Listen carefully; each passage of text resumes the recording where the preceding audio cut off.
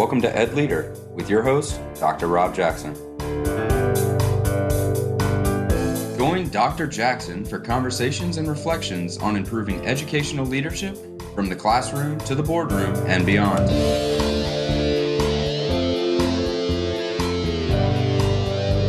Educational leadership is an ever-evolving opportunity to make a real and lasting difference in the lives of students, parents, and the community.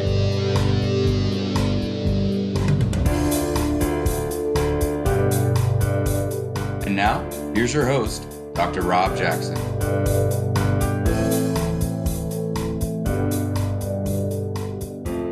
Hi, friends. Welcome to the latest episode of the EdLeader podcast. I'm your host, Rob Jackson, and I want to thank you for spending time with me today.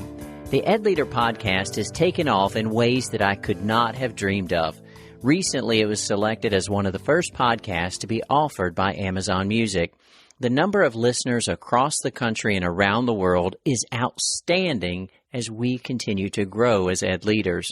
Please allow me to give a special shout out to our newest listeners from Boardman, Oregon, Norton Shores, Michigan, Corinth, Mississippi, Chandler, Arizona, and Carlsbad, California. Internationally, welcome to our new listeners from Perth, Australia, Tokyo, Kishy-Ile-de-France, and Damon, North Holland. I certainly also want to thank all of the listeners in my home state of North Carolina. On today's episode, I want to get right to the core of the work of protecting the health and safety of students, teachers, and staff. Nothing is more important as an ed leader. There is no greater priority than keeping our students and staff members safe.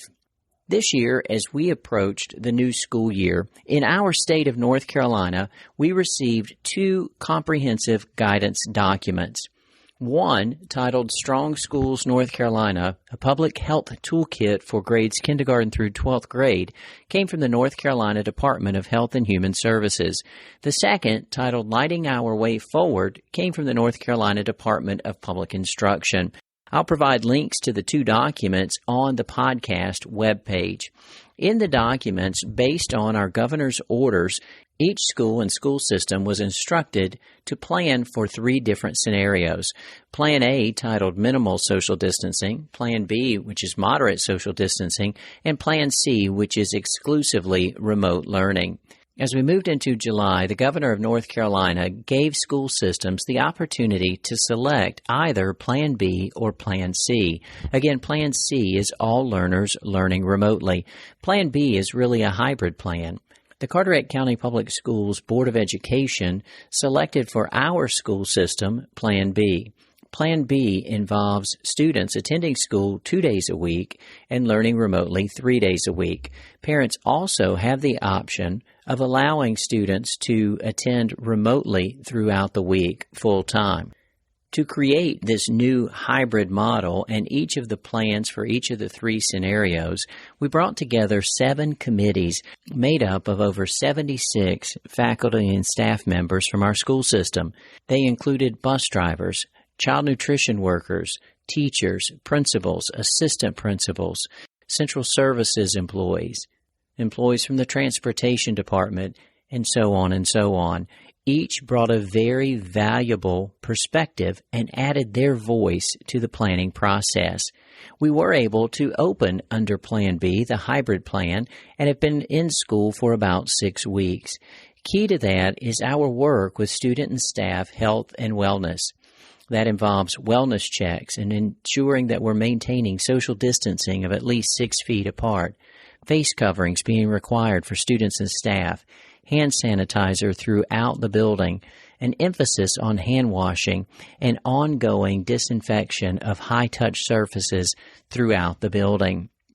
Key to all of this work have been our school nurses.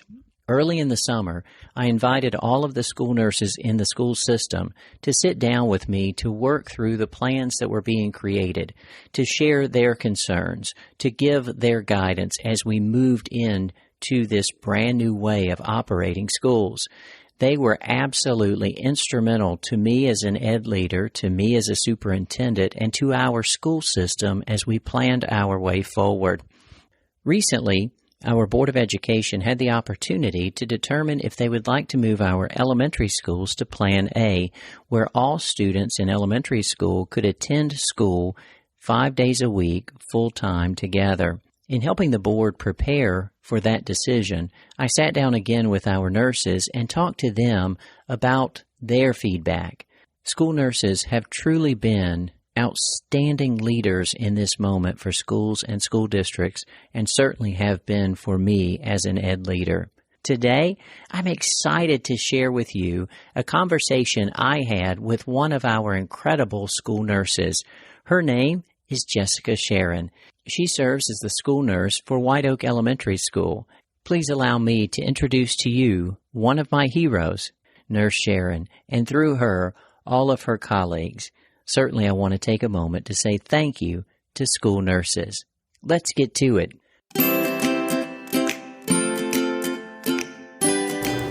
Hi. Have you had any close contact with anyone in the last 14 days that has been diagnosed with COVID-19, or has any health department or healthcare provider been in contact with you and asked you to quarantine? No, ma'am. Since the last time you were at school, have you had any of the following symptoms? Fever, chills, shortness of breath, difficulty breathing, new cough, or a new loss of taste or smell? No, ma'am. And since you were last at school, have you been diagnosed with COVID-19? No, ma'am. All right, I'm going to check your temperature. Very good. Excellent. With me is one of our incredible school nurses, Miss Jessica Shearin. Miss Shearin, thank you for spending a few moments with me. Ms. Shearin, serving as one of our school nurses here at White Oak Elementary School, has been among our leaders in helping us ensure that we're doing everything we can to keep our students and staff members safe. What you have just heard is a wellness check. Before our students come into the building, or any of our staff members come into the building, they go through that same screening every single day. Before they get onto the school buses, they also have a screening. How are those screenings going, Ms. Shearin? I feel like they're going well. At first, it took a little time to get used to reading the script. I think a lot of our parents are getting comfortable with what the questions are, so they anticipate what the answer would be in advance, so that helps to move things along. Excellent. Ms. Shearin, if someone had a temperature as you checked the temperature, what would happen then? As soon as we noted somebody had a temperature, whether that was at the bus stop or here at school, if you're at the bus stop, we have you go back and not load the bus. We don't want you to get on the bus if there's any reason that you shouldn't be allowed on. So we would contact the school to let them know so we could reach out to that parent to follow up. If it were here at school, it depends on the school's process as to how they handle that. Here, we go out, we check out to see what's going on. It could be that it was a really hot day and that we needed to give it a few minutes, let the air condition cool us off a bit and recheck it, but we take those steps so that the person isn't allowed in the building. Absolutely. Those wellness checks are incredibly critical. Also critical are the 3 W's. And one of the things I've been very impressed with is all of our students and staff members who are really doing a great job with the 3 W's. Share with us, what are the 3 W's? So the 3 W's, we want you to wash your hands, wait 6 feet, wash, wait. Put me on the spot here. And wear a mask. And wear a mask. Should have been an M. Exactly. You know, the truth is, Ms. Shearin, we've been wearing these masks since, well back into the summer, and certainly every day that school has been open, we almost get to the point that we don't notice it anymore. And you know, early on, we were somewhat concerned about whether or not our students would do well with the mask. How are the students reacting here at White Oak Elementary School in terms of wearing their mask? So we've gotten great feedback as far as the kids' ability to wear them. I have a 10-year-old myself. I was concerned that she'd be able to wear it all day. And we actually, even now, when we're going places at home, she'll continue wearing it even past the point where she has to, because she said she's just gotten so used to it, it doesn't bother her anymore. And you know, I'm seeing that throughout the school system, whether it's in our elementary schools, our middle schools, or our high schools, our students and staff members are doing an incredible job wearing their masks. Now, they're allowed to take a quick mask break. How does that work, Ms. Shearin? So each school has something set up different for that, but when you are 6 feet away, you're able to take a break.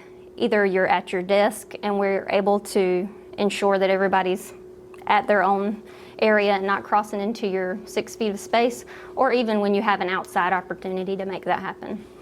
And even though it's a quick mask break, I think our students and staff members really enjoy that moment that they're able to take off the mask just for that quick break. They can also, of course, take their mask off when they're having lunch or perhaps engaged in physical activity, as I understand. Yes. Our school nurses have done a wonderful job with giving feedback as the school system has worked through the various transitions we've gone through reopening schools as we've returned to learn in the 2020-2021 school year. Recently, our Governor Roy Cooper, gave school systems the opportunity to consider transitioning to Plan A for elementary schools, allowing all of our elementary students to return to 5 days a week face-to-face learning. And so what that means is that some things will be changing for us. Our board did approve that, and on October 19th, and our school system will go to Plan A. So what are some of the things that'll stay the same first, Ms. Shearin? What stays the same for us under Plan A in terms of what we're currently doing? So Plan A stays the same in that everybody continues to wear their mask.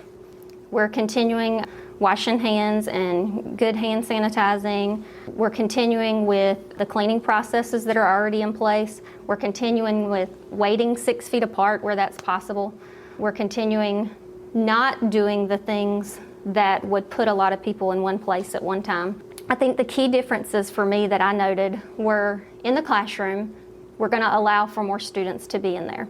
So it may be that in the classroom, we're not guaranteed the 6 feet that we were in Plan B. Also on the bus, there's going to be some changes as to the number that can be in each seat. So those were the key differences that I saw. All of the other items are going to be staying the same and even improved on if we're able to do that. Absolutely. And so we're not changing the wellness screen. We're still going to remain 6 feet apart in any of our public areas, in our hallways, cafeteria, any of the areas we might meet.